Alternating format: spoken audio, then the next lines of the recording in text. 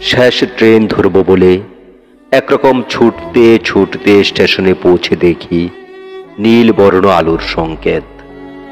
হতাশার মতন হঠাৎ দারুণ হুইসেল দিয়ে গাড়ি ছেড়ে দিয়েছে।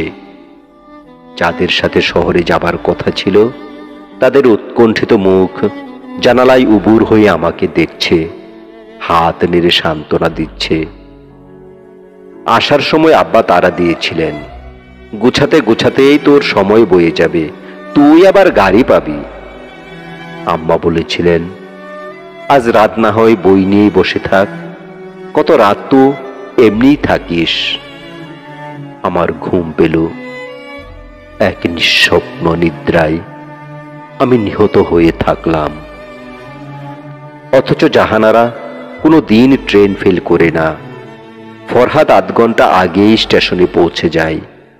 লাইলি মালপত্র তুলে দিয়ে আগেই চাকরকে টিকিট কিনতে পাঠায়।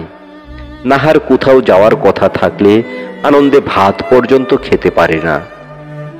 আর আমি এদের ভাই 7 মাইল হেঁটে এসে শেষ রাতের গাড়ি হারিয়ে এক অখ্যাত স্টেশনে